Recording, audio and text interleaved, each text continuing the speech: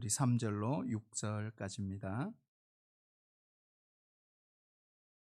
우리 같이 한번 이 구절이 읽혀지는지 이게 무슨 뜻인지 우리가 한번 생각하면서 우리 천천히 한 절씩 읽고요. 우리 6절 우리 같이 읽도록 하겠습니다. 사도행전 20장 3절입니다. 거기 석 달 동안 있다가 배 타고 수리아로 가고자 할 그때에 유대인들이 자기를 해하려고 공모함으로 마케도니아로 그쳐 돌아가기로 작정하니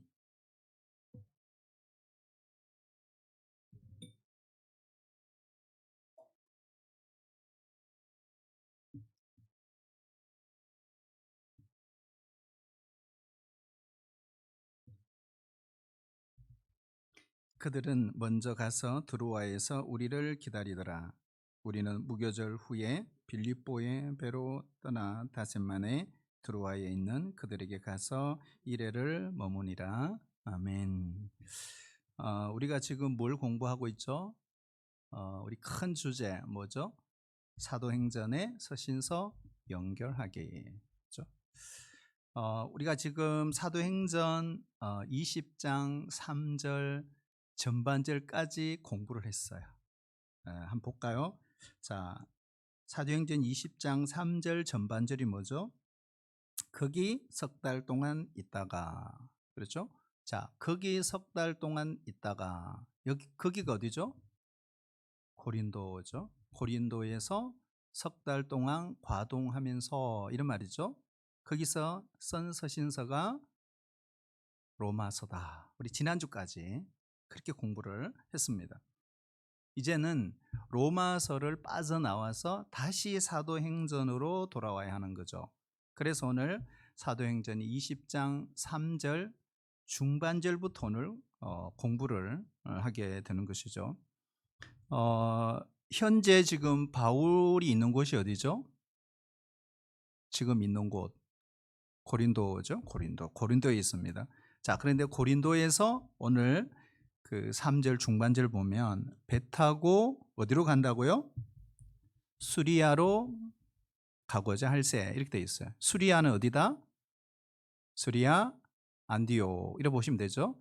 자, 우리가 수리아 하면은 안디옥 또 예루살렘 이렇게 볼 수 있죠. 우리가 예루살렘에서부터 북쪽에 있는 그 안디옥까지 전체가 다 수리아 지역입니다.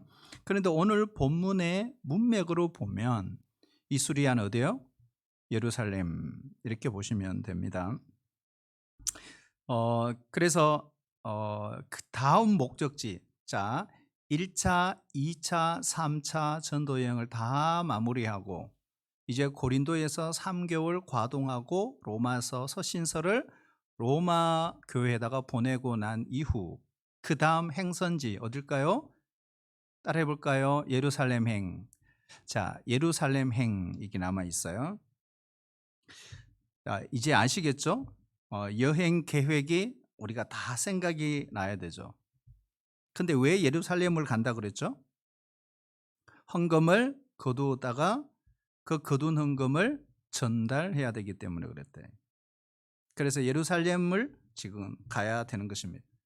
바울은 결국 예루살렘에서 체포가 되지만 예루살렘으로 갑니다.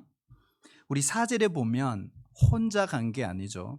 4절에 보시면 여기 뭐 헌금 사절단이 등장합니다. 베레아 사람, 또 데살로니가 사람, 아시아 사람, 그죠? 그러니까 이방의 이 대표단들 하고 같이 헌금을 거두어서 예루살렘 행 출발을 고린도에서 했구나 하는 걸 알 수 있습니다. 그런데 이 헌금 사절단한들하고 약속을 했어요. 어디서 만나자고요? 5절에 보면 드로아에서 만나자 이렇게 이야기를 했어요. 자, 여기에 보면 재밌는 표현이 나와요. 5절에 보면 드로아에서 우리를 기다리더라. 우리 하면 누가 생각나죠? 다시 누가가 등장하는 거지. 그동안에 누가가 등장하지 않았다가 20장 5절에 우리 하면 누가가 등장합니다. 그리고 바울과 끝까지 갑니다. 원래 그 누가는 처음 바울을 만났을 때도 드로아에서 만났고, 이 마지막 바울과 함께 마지막까지 가는 그 순간도 드로아에서, 그렇죠? 시작을 하구나 하는 걸 알 수 있습니다. 여러분 3절에서 6절 다 읽을 수 있겠죠? 네, 그죠? 그렇게 해서 우리가 읽혀야 합니다. 자, 우리 지도 한번 볼까요? 지도. 자, 우리 지난주 여기까지 했죠. 그렇죠? 어, 아가야 고린도에서 로마 3개월 동안 과동하면서 로마서를 기록하고 로마서 발생, 그죠? 기록을 하죠. 자, 그리고 난 뒤에 원래 계획은, 바울의 계획은 어땠을까요? 예루살렘 행입니다. 그러면 회로로 배 타고 바로 가면 돼요. 근데 바로 가지를 못하고 회로가 아닌 모든 계획이 숲으로 돌아가고 육로를 이용하게 되죠. 그래서 빽 돌아갑니다. 예. 여러분 돌아가는 이유가 뭐라 그랬죠? 오늘 우리 3절 읽었죠. 거기에 보면 배 타고 수리아로 가려고 하는데 그때에 유대인들이 자기를 해하려 뭐예요? 공모함으로 이렇게 돼 있어요. 그러니까 해상 암살단, 그러니까 테러 첩보 정보를 듣게 된 것입니다. 그래서 바울이 행로를 변경하게 된 거죠. 그래서 다시 거꾸로 백 돌아갑니다. 백, 네, 계속 돌아가죠. 그리고 흥금 사절단과 어디서 만나게 됐죠? 드로아, 그죠? 드로아, 아시아의 최북단 드로아에서 만납니다. 자, 그런데 이 드로아에서 어떤 일이 생기죠? 재밌죠? 우리가 그것이 6절 이하입니다. 6절 이하에 보면 드로아에서 일주일간 머물죠. 그러면서 거기서 유두고 사건이 터집니다. 바울이 밤새 말씀을 강론합니다. 에베소 폭동으로 인해서 마케도니아로 올라갈 때 고린도로 갔던 디도를 드로아에서 만나지를 못합니다. 하나님께서 드로아에 복음의 문이 활짝 열렸음에도 불구하고 전하지 않죠. 왜요? 디도를 만나기 위해서. 그런데 돌아가는 길에 드로아에서 부흥 집회가 열렸던 거예요. 사실 원래 바울이 여행 계획대로 헤로로 갔다면 드로아에서 이런 기적은 일어나지 않았을 것입니다. 그렇죠. 창문 털에서 삼성에서 떨어졌던 유두고가 죽죠. 그럴 때 기도로 살리는 이런 역사가 일어나게 되는 거죠. 여러분 이 드로아에서는 바울을 기다렸던 거죠. 그러니까 밤을 지새워 복음을 전합니다. 여러분 지금도 그렇죠. 사모하는 사람, 가난한 사람들이 있으면 거기에 하나님의 능력이 나타난다는 것이죠. 자, 우리 13절 이하에 우리 성경책 오늘은 사도행전 28장까지 볼 거예요. 13절 한번 볼까요? 자, 13절을 보면 바울이 드로아에서 헌금 사절단과 만나서 그 일행들을 먼저 배를 태워 아소로 보냅니다. 하지만 바울은 어떻게 해요? 걸어서 혼자, 그죠? 아소로 갔다. 이렇게 돼 있어요. 그러니까 16절을 보면 오순절 안에 예루살렘에 급히 가려고 하는 마음도 있었어요. 그런데 바울은 혼자 드로아에서 아소로 걸어갔다. 이렇게 돼 있어요. 여러분 나중에 우리 예수님 그 공생의 3년을 공부할 텐데요. 그 예수님도 보면 예루살렘 행, 마지막 예루살렘 행을 앞두고 은둔에 들어가십니다. 그러니까 은둔 생활을 하십니다. 그러면서 예루살렘에 올라가면 죽을 수 있다고 하는 이 고민에 예수님이 빠지시죠. 여러분 바울도 똑같아요. 예루살렘으로 여러분 예루살렘은 사람을 죽이는 곳입니다. 아주 무서운 곳이에요. 혼자 그러면서 바울은 생각했어요. 내가 예루살렘에 가면 죽을 수도 있어. 곳곳에 바울을 죽이려고 하는 자들이 있는 상황입니다. 에베소에 들리고 싶지만 그렇게 하지 못하죠. 지난번 에베소 데메드리오 폭동 때문에 바울도 허둥지둥 에베소를 떠났습니다. 너무 아쉬웠을 것입니다. 그럼에도 불구하고 에베소를 들리지를 못하죠. 다만 이 에베소 교회 장로님 잠깐만 좀 내려오실 수 있어요 하고 사람을 보냅니다. 어디서 만나죠? 밀레도에서 만나죠. 그 사도행전 20장 17절 이하이죠. 그렇죠? 밀레도 항구에서 에베소 장로님들을 만납니다. 그리고 부둥켜 안고 이제 가면 언제 오시나요? 서로 울고 다시는 만나지를 못할 수 있다. 그렇게 바울이 말합니다. 그러면서 끄이끄이 서로 울며 부둥켜 안고 웁니다. 그것이 사도행전 20장 36절이죠.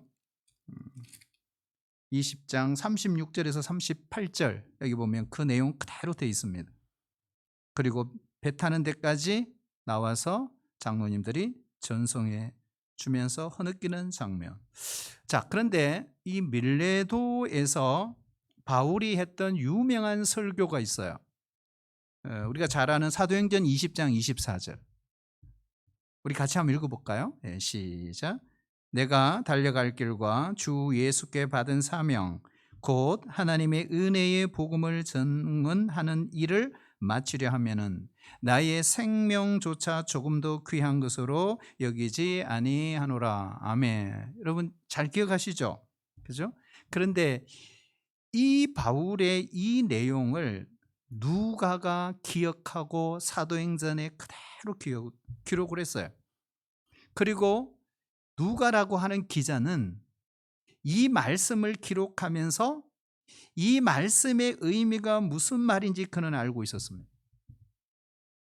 바울은 헌금 전달하는데 목숨을 걸었다. 어쩌면 죽을지도 모르는 위험한 길이었지만 지금 암살 계획도 있지만 헌금 전달하러 예루살렘으로 가는 것을 자신의 사명으로 여기고 있다. 이 누가가 이걸 알고 기록을 한 것입니다. 심지어 사도행전 21장 4절 한번 볼까요? 그리고 12절. 자, 여기에 보면 예루살렘 행 돌아가는 길에 두로에 들립니다. 그리고 12절에 보면 가이사라에 들립니다. 그런데 그 두 곳에서 어떤 일이 벌어지느냐? 바울의 예루살렘 행을 말리는 예언을 듣습니다. 가지 마세요. 가면 위험합니다. 그런데 바울은 강행하죠. 참 이상합니다. 헌금 사절단들도 위험을 감지했을 거예요. 간곡히 만류함에도 불구하고 바울은 꼭 가야만 했다. 그래서 참 이상한 거예요. 위험하다고 하는데 예언까지 받았는데 그런데도 이 헌금을 갖다 주는 일에 왜 이렇게 사도 바울은 목숨을 걸고 있을까?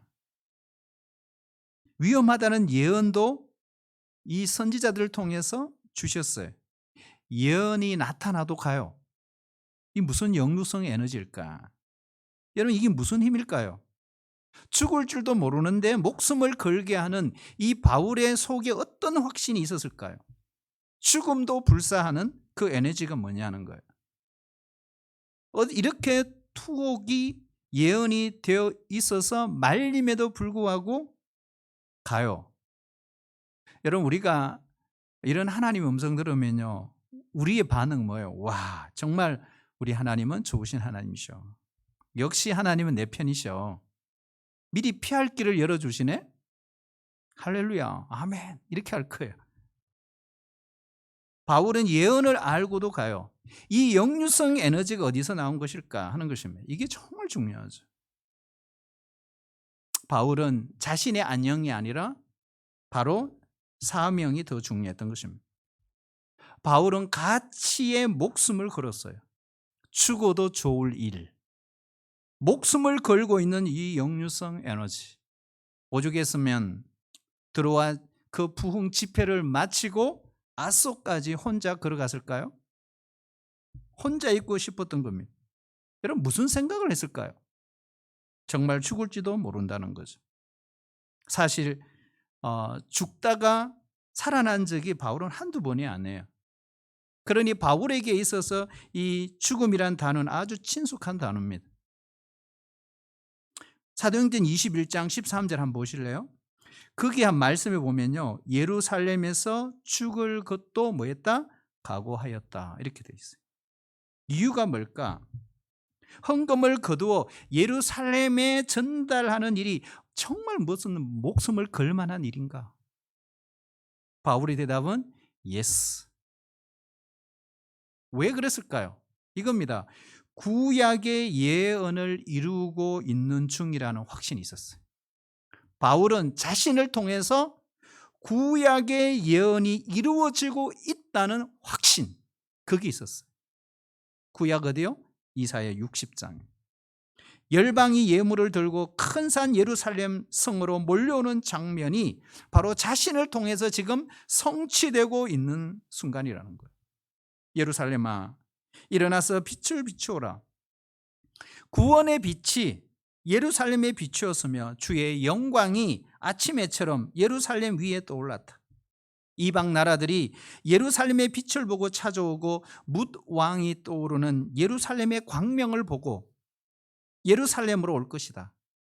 눈을 들어 사방을 둘러보아라. 이방인들이 모두 모여 예루살렘으로 오고 있다. 예루살렘의 아들들이 먼 곳으로부터 오며 예루살렘의 딸들이 팔에 안겨서 올 것이다. 이것을 본 예루살렘의 얼굴에는 기쁨이 넘치고 흥분한 예루살렘의 가슴은 설레이고 풍부한 재물이 백길로 예루살렘으로 오며 이방 나라의 재물이 예루살렘으로 돌아올 것이다. 뒤에는 제가 생략했습니다만 이거죠. 예루살렘으로 예루살렘으로 예루살렘으로. 바울은 지금 이방인을 예물로 하나님께 드리는 일, 자신을 통해서 이사야 60장 이 말씀이 이루어지고 있다는 이 확신이 있었던 거예요. 여러분, 바울은 자기의 어떤 안전을 위한 예언보다 사명의 그 가치를 부여했던 것입니다. 죽을지라도 이 예언을 이룰 수만 있다면 내 목숨을 조금 더 귀한 것으로 여기지 아니하노라. 그러니 사도행전 20장 24절의 이 말씀은 바로 헌금 프로젝트의 사명을 말하는 것이죠. 사랑하신 여러분, 우리 교회가 이런 진리를 말할 수 있는 교회가 되시기를 축복합니다. 정말 바울처럼 내 안전보다 사명을 더 귀하게 여기는 제2, 제3의 바울이 나올 수 있는 교회가 되시기를 축복합니다. 그게 하나님이 원하시는 교회상이죠. 여러분, 이렇게 해서 드디어 어떻게 해요? 예루살렘에 도착을 했어요. 근데 분위기가 정말 살벌합니다. 자, 사도행전 21장 17절 우리 같이 한번 읽어볼까요? 같이 읽어야 됩니다. 시작. 예루살렘에 이르니 형제들이 우리를 기꺼이 영접하거늘. 아멘. 자, 3차 선교여행을 다 마치고 헌금을 전달하기 위해서 예루살렘에 왔어요. 그런데 분위기가 살벌합니다. 18절에 보면 이튿날 바울이 누구를 만나죠? 야고보를 만납니다. 예수님의 동생 야고보죠. 아직 살아있어요. 근데 이 야고보는 율법적 크리스찬이티, 그러니까 그 당시에 율법적 그리스도인입니다. 예루살렘은 지하 교회였지만 여기 보면 수만 명의 유대인이 크리스찬이 되었다 이렇게 돼 있죠. 야고보가 지금 그 이야기를 하는 거예요. 수만 명, 한두 명이 아니에요. 수만 명의 유대인들이 예수님을 믿고 개종을 했어요. 크리스찬이 됐어요. 그래서 당시 예루살렘의 리더십들이 이 유대인에 대한 두려움이 있는 거예요. 그동안에 많이 전도가 됐어요. 하지만 아직도 율법과 유대 전통이 많이 남아 있어요. 그래서 우리 야고보서를 읽을 때 여러분 어떻게 읽어야 될지 알겠죠? 거기에 유대의 어떤 전통, 문화, 이런 율법적인 냄새가 확 풍기는 걸 알 수 있어요. 바울 신학이 아직 뿌리를 내리기 힘든 상황입니다. 그들은 율법의 아주 열성이라고 그랬어요. 요즘 말하면 극보수 강경 율법주의자들, 크리스찬임에도 불구하고. 그래서 야고보가 어떻게 해요? 그들과 충돌을 피해야 된다 하면서 권고합니다. 뭐라고 하죠? 바울은 모세를 배반했다. 그리고 할례도 행하지 말라고 한다. 그리고 관습을 지키지 말라고 한다. 이렇게 강경 보수파 유대 크리스찬들이 바울 당신에게 아주 나쁜 감정을 갖고 있다고. 그러니 23절 이하에 한번 보세요. 23절 이하에 보면 이대로 있으면 큰일 난다는 거예요. 그래서 바울에게 절충안을 제시하죠. 그게 뭐예요? 정결 예식입니다. 지금 정결 예식에 참여하려고 4명의 사람이 기다리고 있다는 거예요. 그래서 당신도 그 율법 전통을 준수하는 모습을 그들과 함께 이 기회에 보여주면 강경 보수파 유대 크리스찬들이 당신을 인정하게 될 거다 하고 이 야고보가 바울에게 권면을 하고 있습니다. 유대인에게는 유대인처럼, 헬라인에게는 헬라인처럼 했던 그 바울입니다. 이방인들에게 가서 늘 선포했던 것이 율법이 아닌 복음과 은혜였습니다. 자유를 전했던 바울입니다. 그런데 지금 어떻게 해요? 이 4명과 함께 정결 예식을 하기 위해서 성전에 들어갑니다.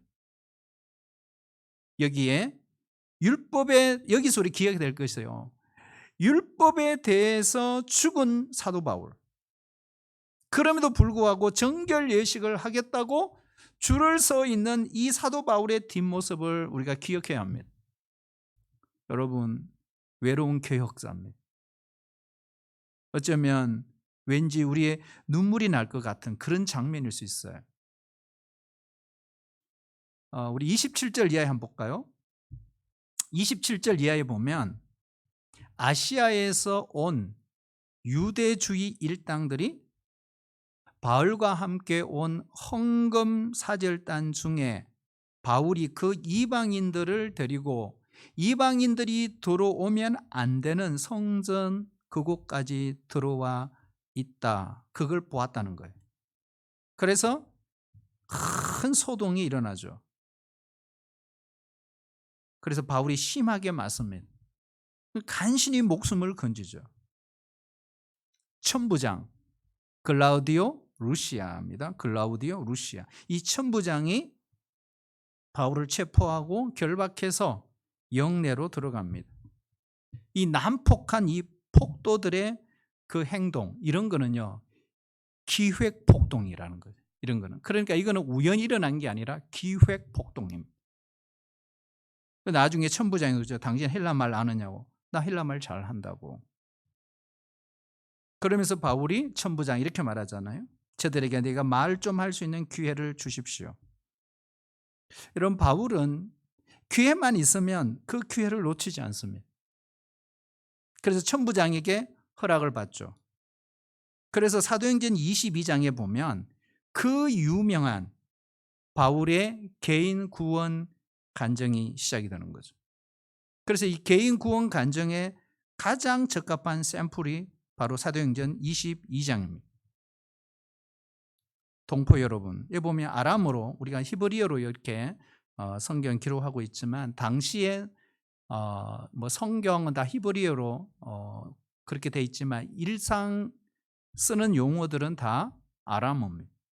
그래서 아람어로 막 설교를 하는 거예요. 동포 여러분, 이렇게 하는 거죠. 나는 유대인입니다. 길리기아 다소 출신입니다. 가말리엘 문화생입니다. 율법의 엄격한 교육을 받았습니다. 그러니까 자기의 프로필을 쭉 설명합니다. 그리고 그 도를 믿는 자들을 체포하기 위해서 내가 다메섹으로 가는 도중에 호련히 하늘로부터 큰 빛을 경험했습니다. 하고 자신의 개인 구원 간증을 쭉 이야기합니다. 그러다가 우리가 22절 보시면요. 갑자기 어떤 일이 벌어지죠? 22절.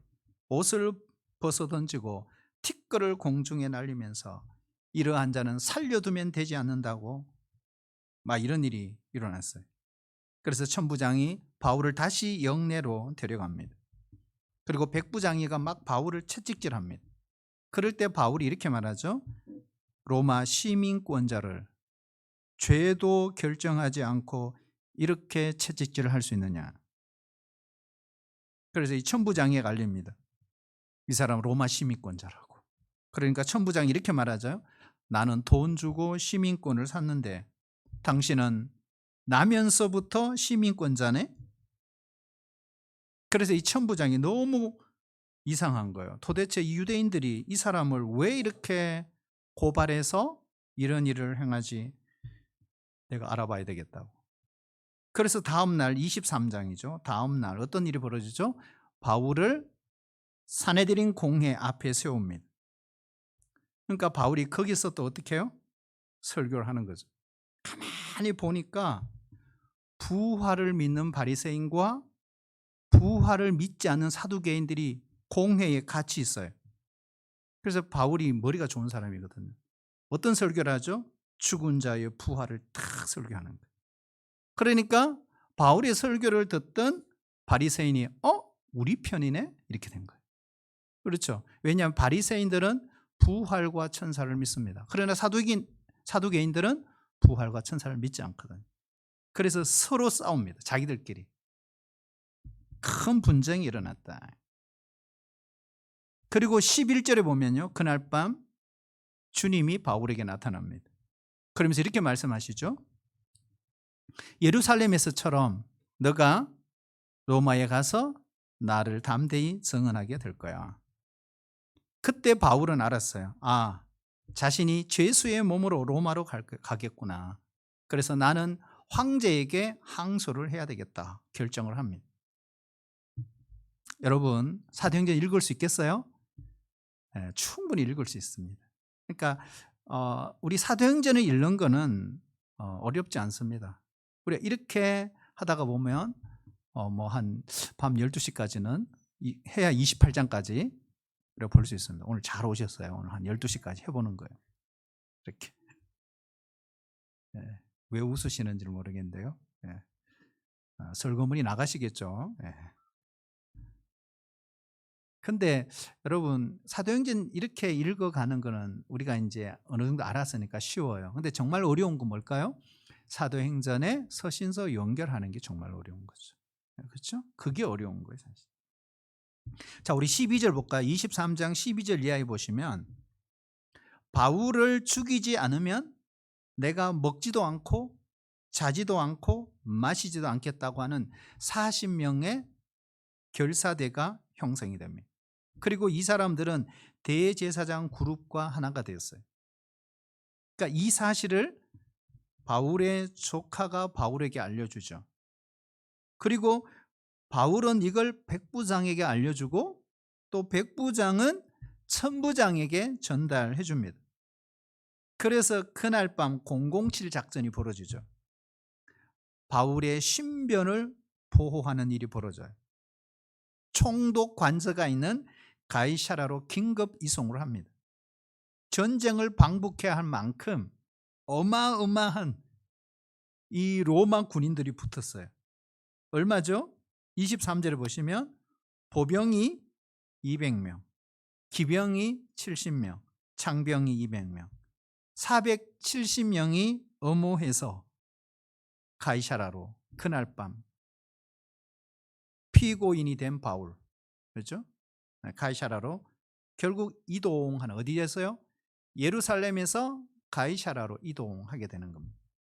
자, 27절 볼까요? 27절. 24장 27절. 이 가이사라에서 얼마 있죠? 2년, 그죠? 2년 동안 가이사라 감옥에 있게 됩니다. 벨릭스 총독됩니다. 벨릭스는 그 앞에 다 읽진 않았지만 바울의 무죄를 확신했어요. 그런데 뇌물을 받을 확심으로 그냥 감옥에 일단 넣습니다. 그리고 유대인들이 다시 말썽을 부릴 것을 염려하죠. 그래서 벨릭스는 소송 처리를 연기합니다. 자, 우리 화면 한번 보겠습니다. 어떻게 되는지요? 우리 고린도에서 아가야 고린도에서 헤르로 가지 못하고 해상 암살단 정보로 통해서 이제 육로로 가죠. 예, 마케도니아 지역을 거쳐서 드로아, 아서 미둘레네, 그리고 밀레도에서 에베소 장로님과 함께 마지막, 그것이 마지막 작별 인사였습니다. 그리고 어디요? 두로, 가이사라, 그리고 예루살렘에서 체포, 그리고 가이사라 감옥에서 몇 년요? 2년 있다가 나중에 로마로 이송되는, 여기까지 우리가 봤습니다. 자, 우리 25장 13절 한번 볼까요? 25장 13절. 자, 벨릭서 총독 이후에 후임으로 누가 오죠? 베스도. 그러니까 베스도 총독 취임식하는 날, 여기에 축하 사절단으로 누가 왔나? 헤롯 아그리빠 2세 부부가 등장합니다. 헤롯 아그리빠 1세는 충이 먹어 죽었죠. 우리 성경 앞쪽에 있죠. 충이 먹어 죽었습니다. 이때는 이 헤롯 아그리빠 2세입니다. 계류 중인 바울의 이 문제를 일단은 취임을 했으니까 이 문제를 이 베스도 총독이 해결을 해야 되는 것입니다. 그래서 당시에 그 유다를 통치하고 있던 헤롯 아그리빠 2세가 이렇게 왔으니까 헤롯 아그리빠 2세가 바울을 한번 만나보세요, 이렇게 된 거예요. 그럴 때 바울이 헤롯 아그리빠 2세에게 어떻게 해요? 또 간증을 하게 되는 거예요. 그게 몇 장이다? 26장입니다.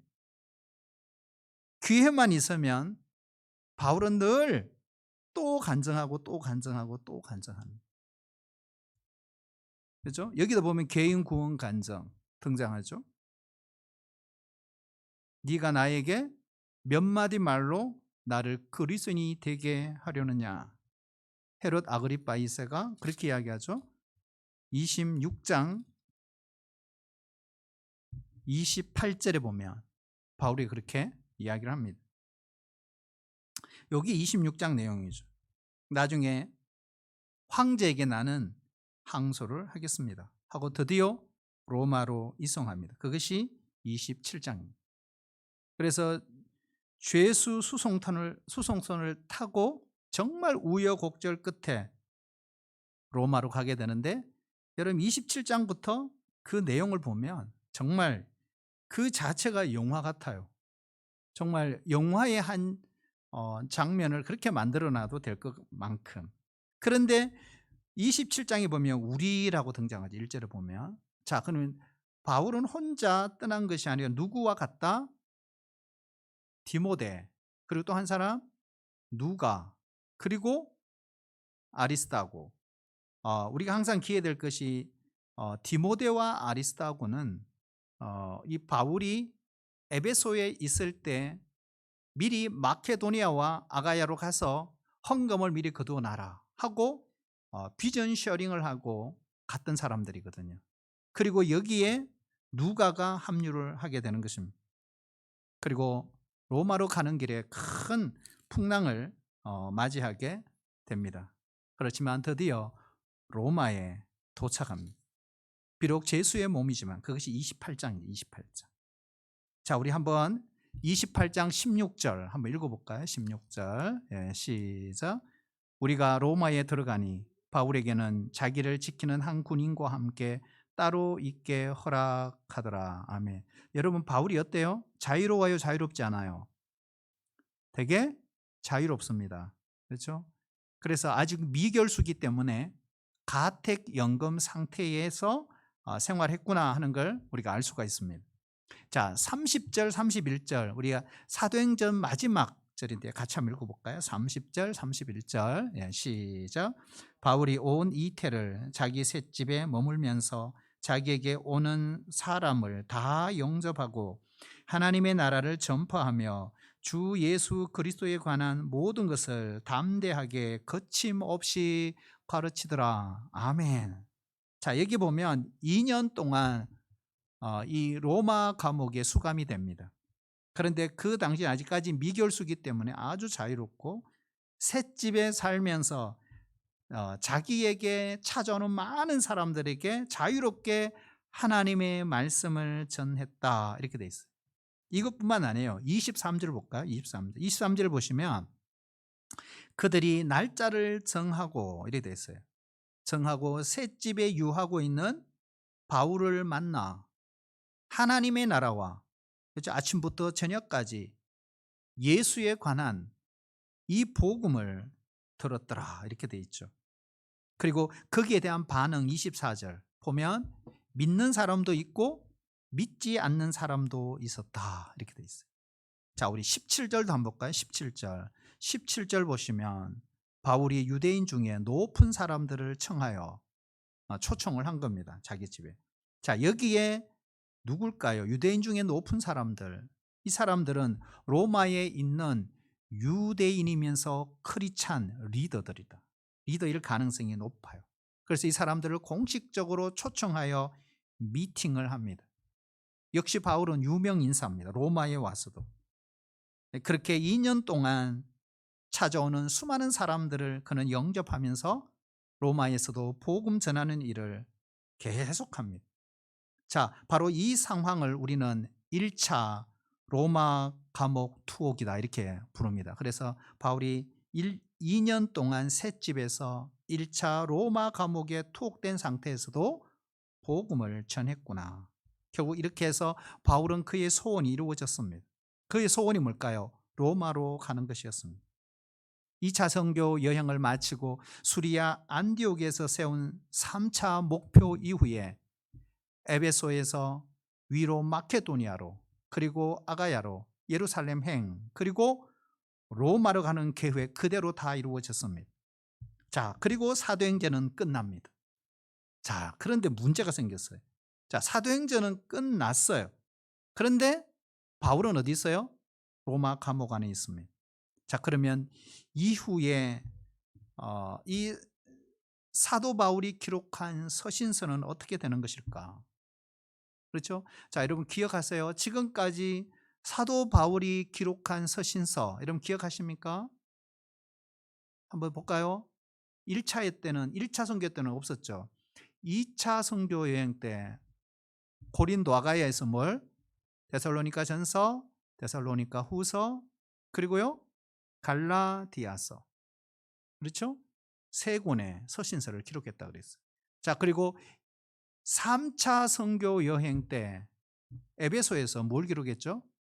고린도 전서, 그리고 마케도니아에서 고린도 후서, 그리고 밑으로 내려와서 아가야에서 로마서. 그러니까 몇 권 기록했죠? 총 6권이에요. 그죠? 자, 그러면은 바울 서신은 13권이면 지금 무려 7권이 남아 있어요. 그러면은 사도행전 28장은 끝났어요. 그러면 7권은 언제 기록했지? 언제 기록했을까요? 자, 지도 한번 볼까요? 지도. 2차 가이사라, 그죠? 2년 동안 가이사라 감옥에 있다가 어디로 간다고요? 로마로 이동. 이렇게 쭉 태풍을 맞아서 계속 갑니다. 쭉쭉쭉. 예, 이렇게 올라가서 로마에 드디어 도착하게 되죠. 여기서 투옥이 되고 로마 사도행전 28장이 끝이 났어요. 그렇죠. 그리고 우리가 해야 될 일이 옥중서신, 그죠? 그리고 목회서신, 이게 남아있어요. 다음 주에 공부하도록 하겠습니다. 어떻게 됐을까? 네.